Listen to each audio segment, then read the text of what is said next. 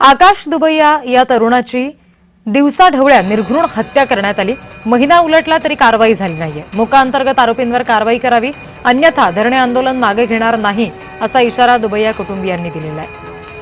या धरणे आंदोलनाचा आढावा घेत आंदोलकांशी संवाद साधलाय आमचे प्रतिनिधी जयेश सावंत यांनी। बघूया। एक महिना उलटून गेला आहे। मोका अंतर्गत कारवाई त्या गुन्हेगारी टोळ्यांवर होणार तर नेमकी काय परिस्थिती आहे, काय आज उपोषणाला या स्वतंत्र दिनी बसायची गरज पडली? माझ्या मुलाची म्हणजे आकाशची ज्या दिवशी हत्या झाली त्या दिवशी आपण सर्व पोलीस स्टेशनला गेलो होतो आणि त्या ठिकाणी पोलीस प्रशासनिकेनं आपल्याला सांगितलं होतं, आपल्याला लेखी आश्वासन दिलं की आम्ही या गुंडांविरुद्ध सगळ्यांना धरून यांच्यावर मोका अंतर्गत कारवाई करणार आहोत। तर ही कारवाई कधी होणार, त्यासाठी आम्ही या ठिकाणी धरणे आंदोलनाला बसलो। आमची मागणी आहे की हे सर्व गुंड आहे, हे जे या ज्या गुंडांच्या टोळ्या श्रीरामपुरात जे सक्रिय आहे, यांचे जे प्रमुख आरोपी आहेत, जे गुंडांच्या टोळ्या चालवतात, यांना अटक झाली पाहिजे, यांच्यावर मोक्याची कारवाई झाली पाहिजे।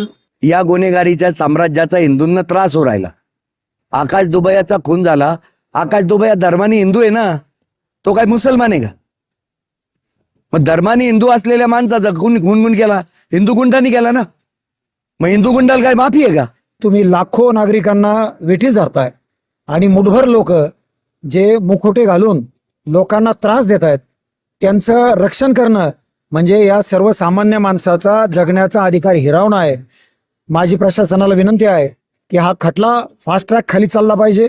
एकंदरीत या आंदोलनाची दखल आता शासन काय अशा पद्धतीने घेतं याकडे सर्वांचं लक्ष लागणार। जय सावंत, जय महाराष्ट्र न्यूज करता, श्रीरामपूर, अहिल्यानगर।